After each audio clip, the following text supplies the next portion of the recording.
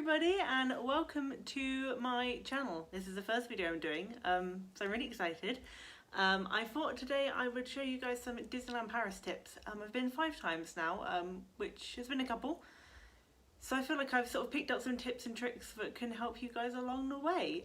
So grab a cup of tea or your beverage of choice in your favourite mug. And let's get started. Okay, so tip number 1, these are in no particular order, they were just what I've got on my list, which sort of popped into my head when they did. Number 1 is make use of magic hours. Now, Disney Paris, they're called like magic hour or like extra magic time. Essentially they'll be on select days, and it's when you can go into the park if you're staying on resort. You can go into the park an hour before it sort of opens to sort of everybody else, sort of the rest of the general public. And certain areas will be open. It depends on, especially in Disneyland Park, it depends on the day. So different parks will be, like different parts, like different lands, like Frontierland, Discoveryland, they'll be open at different times. So it's quite good to sort of check ahead, see what's going to be open so you can sort of plan how to best use your magic hours. Normally it'll be sort of Fantasyland and sort of one of the other lands that'll be open. So it's a perfect time if you are a character lover like me to head to the Meet Mickey Mouse Pavilion or the Princess Pavilion and get in line, because it will dramatically reduce how long you'll have to wait. You know, you'll go from like an hour and a half wait, sort of 2-hour wait, to generally sort of below an hour, sort of depending on sort of how quick you manage to get there. Remember, no running. You must not run at rope drop. But it does really help for meet and greets, also for those big sort of ticket rides as well, such as Space Mountain or Peter Pan's Flight. They are some perfect uses of extra magic hours to make sure that you can go and get on the rides that you want to go on before the lines get ridiculously long when the park opens to general guests. The same goes for Walt Disney Studios. Rides, like if certain rides won't be open in the studios because it's sort of a more compact park, you know, you don't have different lands, but sort of if it's open, things like Crush Coaster, when the park opens, that is going to get really busy. So it's really good to make sure that you're there early so you can get in line, so you can then sort of use fast passes later on during the day for rides that maybe you didn't get to do during the magic hours. Tip number 2 is always, if you can, make reservations for dining. Quick service doesn't matter too much because, you know, you just sort of turn up, you order, you take away and eat. But things like table service restaurants are really important to make dining reservations for, and especially check out the Disney dining plan as well. If you sort of want to, if you don't want to worry about sort of the money side when you're actually there, you know, you can pay for it in advance and do it that way. Reservations are especially crucial for places like Cafe Mickey in Disney Village, Auberge de Cendrillon, I've probably completely butchered that name, I'm really sorry. You know, sort of places like that where they do fill up really quick. Chez Remy, that fills up very fast, so definitely make sure you get a reservation for that if it's a must do for you. If you're more sort of easy breezy, you don't sort of mind what you're doing, you know, dining reservations won't really matter, but it's definitely for, you know, sort of a bigger, for bigger restaurants, dining reservations are a must. And also it's really good, you can check out in advance if you're not sort of quite sure where you want to go. It's quite good that you can actually go on the Disneyland Paris website and look up each restaurant that they have, even quick service places. If you wanted to sort of plan where you're going to be having lunch, you can actually check out the menu so you can see in advance if there's actually anything that you're going to like on the menu, because there's nothing worse for making a reservation, sitting down at the table, looking at the menu and going, I don't like anything here. So that's a must do, so I really recommend checking that out beforehand. Tip number 3 is making use of fast passes and single rider lines. Now, fast passes on places like Big Thunder Mountain will save you a lot of time. You'll see just outside the ride sort of entrance, sort of generally sort of off to the side, you'll have these little booths, and they'll say fast pass above. It will give you a heads up on sort of what time you're sort of looking at for when your sort of allotted return time will be. These won't be open during extra magic hours, but you will generally find people who go for extra magic hours will then queue up just as it gets to park, like general park opening time. People will be sort of, you know, they're ready to make their fast pass reservations. I'm sure it's still the same sort of system as when I last went. Sort of, you got your park ticket and you sort of scan it in, and it will print you out a little ticket which will give you your return time, and then you can go away, come back at that time, get in a separate queue, a fast pass queue, and you will skip a lot of the lines. Normally you won't sort of have to wait. If the queue is sort of like an hour plus, normally you'll only be waiting sort of 10-15 minutes to get on the ride, which is a much easier way of doing it. Also, if you're not too fussed on riding next to the rest of your party, obviously it doesn't work so well if you've got kiddos, because generally you'll want to be with that kid. But single rider lines, sort of say you're going with your partner and you're not too worried about sort of sitting next to each other, single rider lines are wonderful because, you know, you sort of go in and generally, like, you know, you'll be on the first sort of ride carriage, that will go, and then your partner will be on the next one. So you know, there's sort of no time wasted. It's just sort of filling in those gaps where they can, which is really helpful. Single rider is also really good for those big ticket rides that don't have a fast pass queue, such as Crush Coaster. Last time I went, we stood in the queue for Crush Coaster for a good 2 hours, like an hour and a half to 2 hours, because we didn't know about the single rider line before then, which was a real shame. But I mean, I spent most of my time in the queue playing, so there's sort of signs as you go around the queue, and there's actually a game that you can play. It gives you like a web browser code and like a little code to put in, and you can play like this little game on your phone. It's so much fun. You can sort of try and see who gets the highest score in your group. So that's quite good if the queue time is quite significant. Number 4 is a bit of a random one, but I'm guilty of falling short of this. If you're travelling from abroad, like me, I go to Disneyland Paris from the UK, remember travel adapters, especially if you're staying on site. They have adapted quite a few of the rooms now, so they have USB chargers, but it's also good to make sure that you have a travel adapter as well, especially if, you know, you need to charge a few phones, you need to charge a camera, like a battery pack. You know, it's good to take a travel adapter because the plug sockets, they are different. Tip number 5 is make sure that you download the apps before your visit. So the apps are the Disneyland Paris Park app, so that will give you like wait times and everything while you're in the park, and the most important one of all is Bethanyjbee, I think that's how you pronounce it. That's essentially how quite a few of the meet and greets are sort of booked now, especially in the Walt Disney Studios Park. A couple of the other sort of ones, I think like people like Goofy and stuff, you can still just sort of hop into the line, and especially in the Disneyland Park, but especially in Walt Disney Studios for people like Woody and Buzz and The Incredibles. Essentially what you have to do is you have to load up the app, you have to select that you're in the Walt Disney Studios Park, and then you sort of choose your time slot for when you want to sort of go and visit that character. I think you choose your time slot or it gives you a time slot. I haven't actually used it myself, but this is from what I've seen from a lot of people online.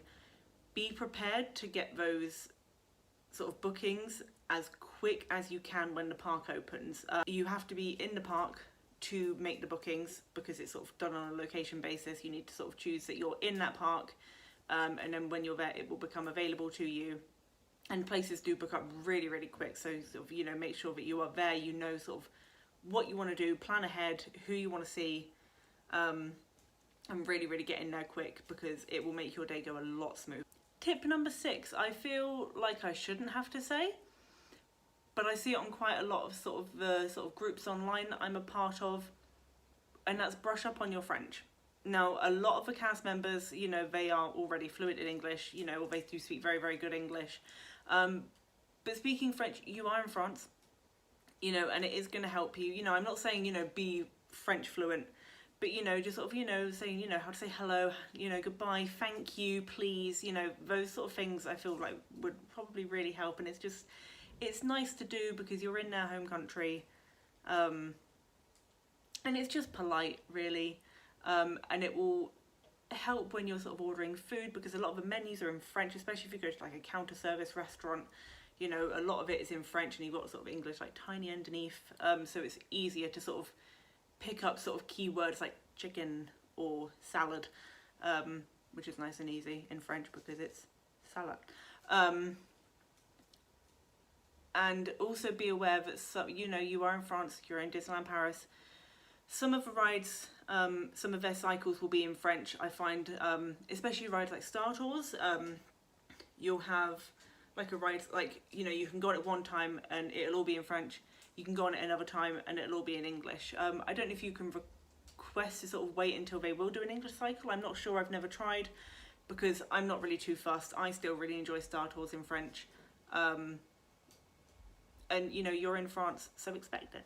Tip number 7 is try and think carefully about where you want to view the parades and the fireworks shows. So normally people will start, you know, getting ready and standing in place for those a good hour in advance. You don't have to. When we last went, we watched the fireworks, but we weren't too sort of worried about where we were stood, so we left it, you know, sort of until quite last minute. We were stood right at the very back, up against one of the railings, sort of right at the back, so you know, you sort of perch yourself on it a little bit. The cast members seemed fine with that when we went. But especially if you've got sort of kiddos, quite a good place to stand is just behind a railing. So you've got sort of the area in front of the castle, and you've got these sort of little round areas where you've got, like, you know, grass and plants. Don't step into those because you'll get told off and you'll be asked to move. But if you stand sort of just behind them, so you've got a fence in front of you, you'll generally have quite a good view because there's sort of no one sort of directly in front of you. So there's a little bit of a gap between the person who sort of stood against the railings in front of you, sort of the opposite way.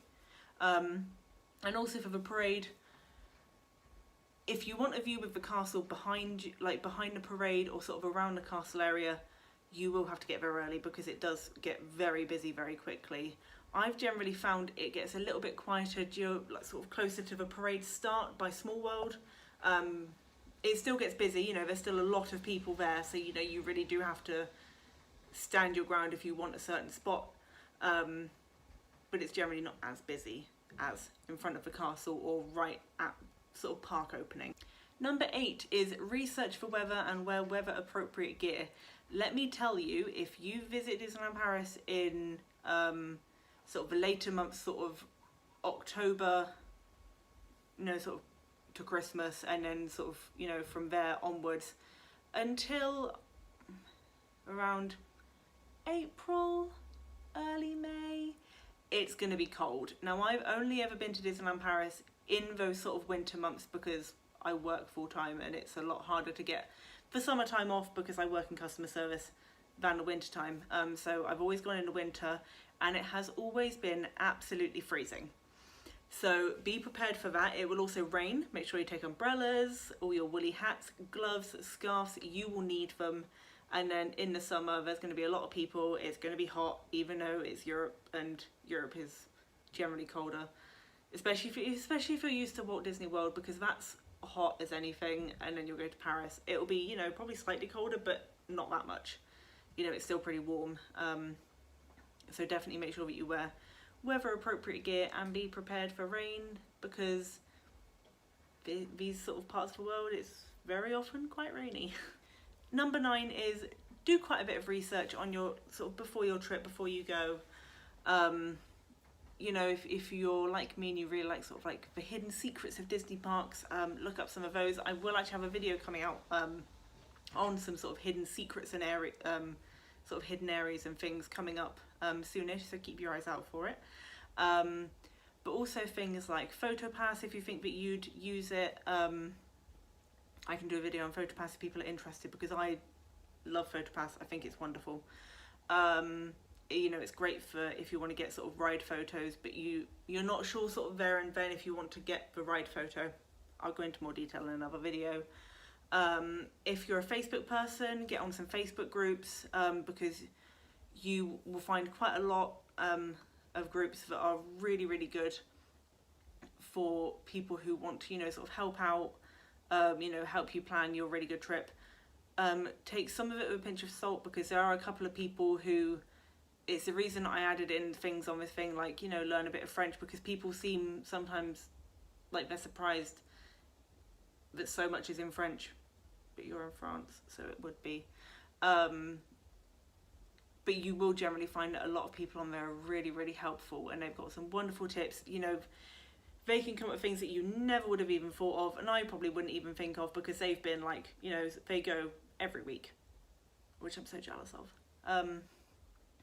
So yeah, you know, plan ahead, you know, think about fast passes, think about if there's any particular rides that you want to go on, any shows that you want to do, you know, what food you want. And I'd always say leave plenty of time. You know, sort of if you're sort of planning, we're going to go for dinner at this time, but we want to do Big Thunder Mountain, you know, either get a fast pass for Big Thunder Mountain or get in the queue long enough, you know, that the wait time you aren't going to be eating into your reservation dinner time as well.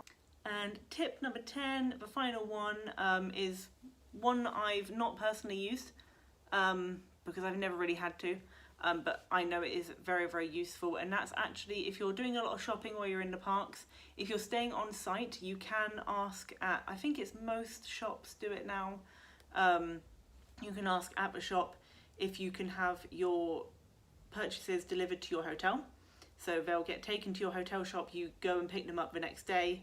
But just be aware on the shop's opening times, and sort of if it's your last day, they make sure that you leave enough time to go and pick up your things before you have to leave, because you don't want to be leaving at, say, 7:30 in the morning, but the shop doesn't open till 8, so your purchases are stuck in the shop and you can't go pick them up. If you're not staying on park, I also believe you can get stuff sent to the front of the park as well, which I imagine is also very, very helpful to do. It means that you just don't have to worry about where you want to put your purchases while you're on all the rides, you know, sort of while you're walking around, having photos taken, meeting characters. You know, you don't have to carry around these big bulky bags all the time. So that's been my Disneyland Paris tip video. I really, really hope you enjoyed it. If you did, let me know down in the comments below, and also if you've got any other tips as well that can help anyone else, or me even, that'd be great. If you've got any other sort of tips and tricks, pop them down below. We're all here to help each other. And don't forget to like and subscribe, and also if you wouldn't mind, go and follow me on my Instagram as well. It's the same username, Be in the Magic. It's essentially where I put all my park photos and everything, sort of like trip photos and all that jazz. So that's nice and fun, and I try and be as active on there as possible. So yeah, I really hope you enjoyed, and I'll see you all again soon. Bye!